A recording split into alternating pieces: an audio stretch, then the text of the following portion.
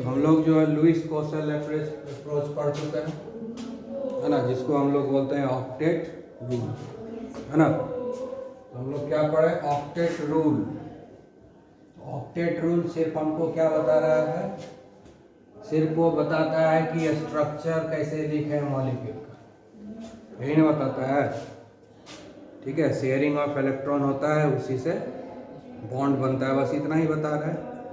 8 electron complete करना है, लेकिन शेयरिंग एक्चुअली कैसे होगा ये डिस्कस नहीं करता है, सिर्फ बताता है कि किसी भी तरह से 8 इलेक्ट्रॉन हो जाना चाहिए और उसी से जो है बॉन्ड फॉर्मेशन होता है। तो बस सिर्फ यही बताता है लुईस का अप्रोच, पहला चीज।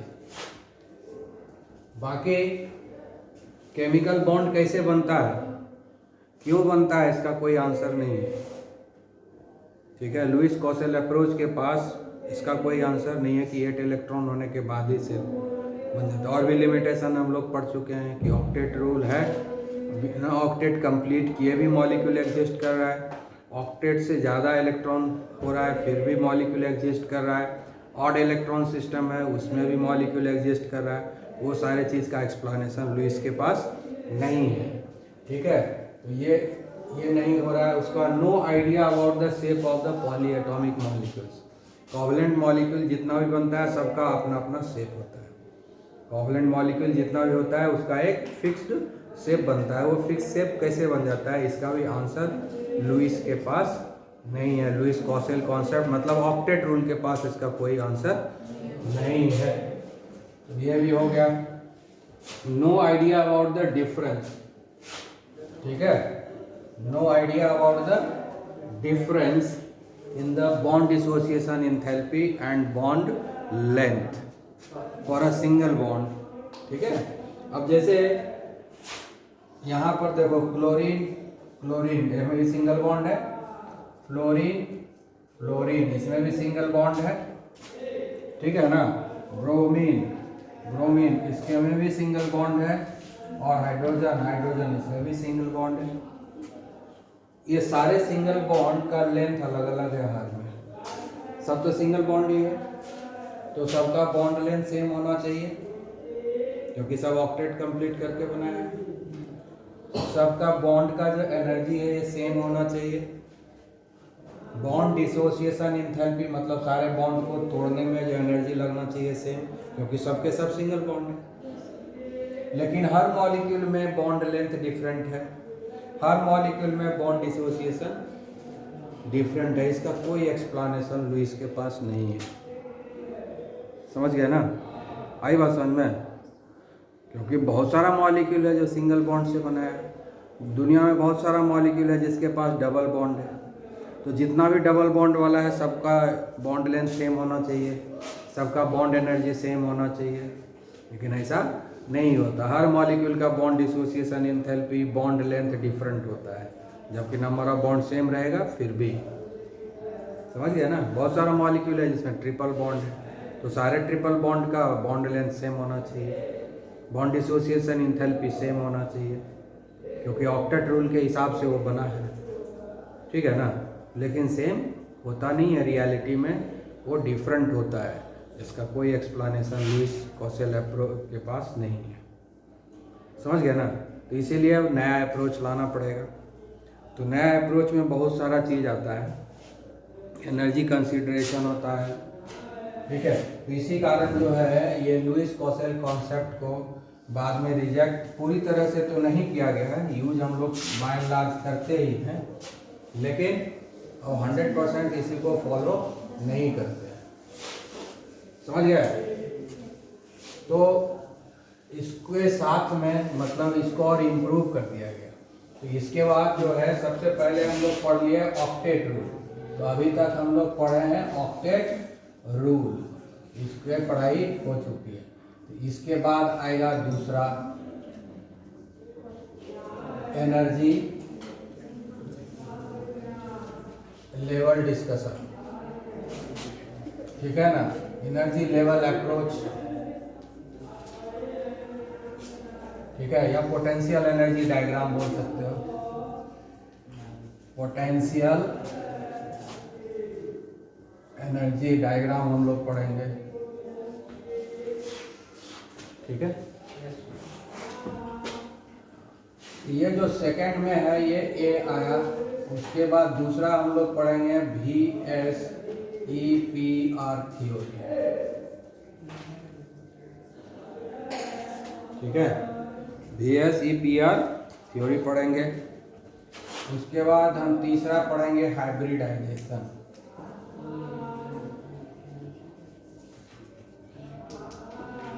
और जब ये तीनों को मिला देंगे उसके बाद आ जाएगा हमारे पास वैलेंस बॉन्ड थ्योरी। ठीक है, यहां तक पढ़ेंगे। वैलेंस बॉन्ड थ्योरी के बाद आता है क्रिस्टल फील्ड थ्योरी। उसके बाद आता है लिगेंड फील्ड थ्योरी। उसके बाद आता है मॉलिक्यूलर ऑर्बिटल थ्योरी। तो तुम लोग यहाँ पर अभी ये दोनों नहीं बीच में पढ़ोगे, डायरेक्ट सिंपल वे में मॉलिक्यूलर ऑर्बिटल थ्योरी जो आज का सबसे मॉडर्न अप्रोच है, इसको पढ़ेंगे लास्ट में। थोड़ा सा इंट्रोडक्शन है, बहुत ज़्यादा कुछ नहीं। नहीं, और भी चीज़ पढ़ना, इसके अंदर बहुत सारा चीज़ है, इतना ही चीज़ पढ़ना है। इसके बाद एक और होगा हाइड्रोजन बॉन्ड होगा,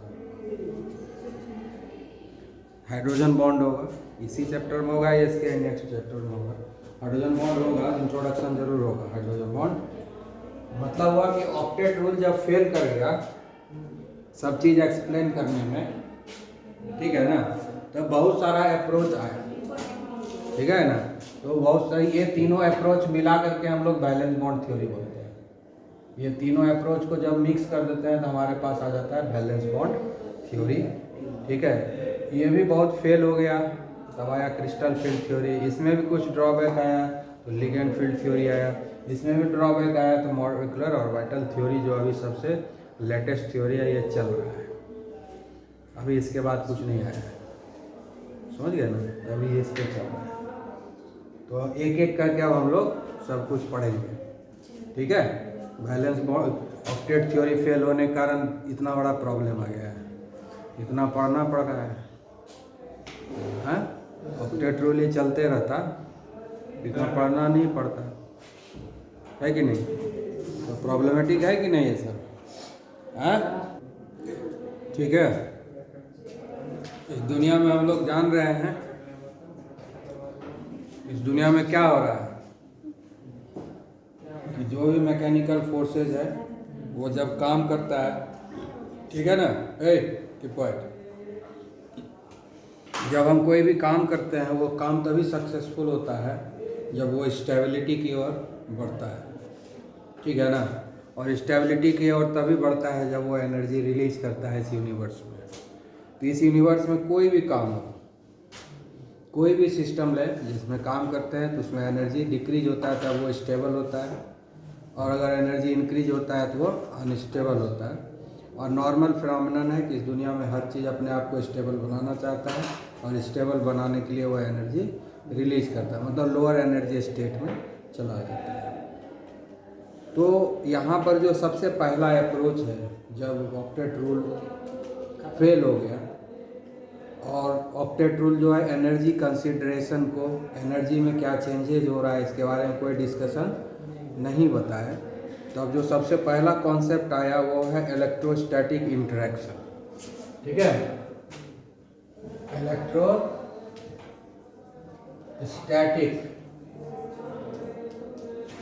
इंटरेक्शन, ठीक है, ऑफ एटम्स।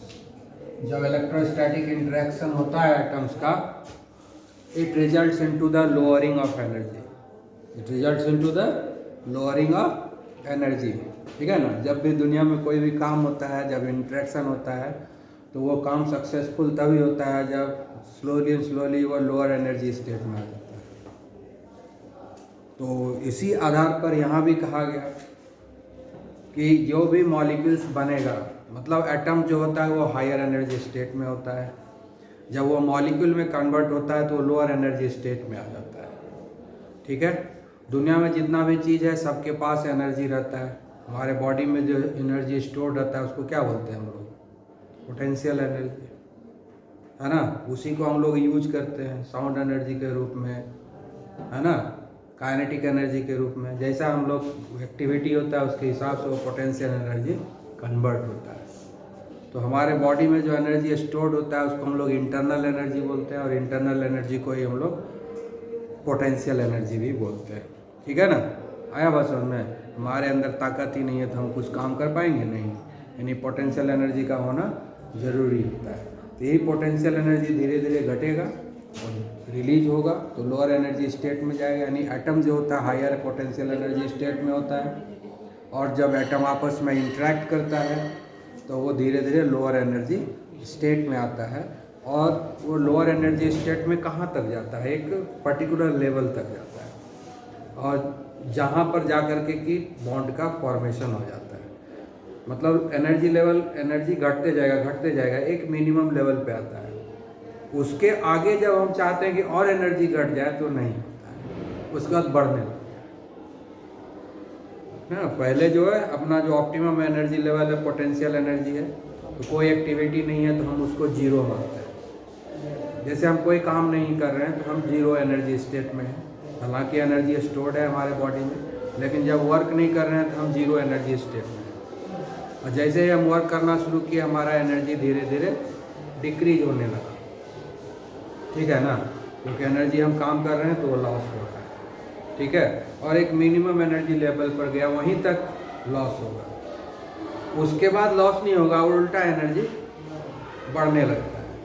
तो जहाँ पर मिनिमम एनर्जी लेवल पहुँचा था वो स्टेबल एनर्जी स्टेट है। उस समय जो एटम्स के न्यूक्लियस के बीच का डिस्टेंस है उसी को हम लोग बॉन्ड लेंथ बोलते हैं, और उस समय तक जितना एनर्जी रिलीज हो गया उसी को हम लोग बोलते हैं बॉन्ड स्ट्रेंथ। उसी को हम लोग बोलते हैं जो एनर्जी रिलीज हुआ वो हो गया बॉन्ड एनर्जी।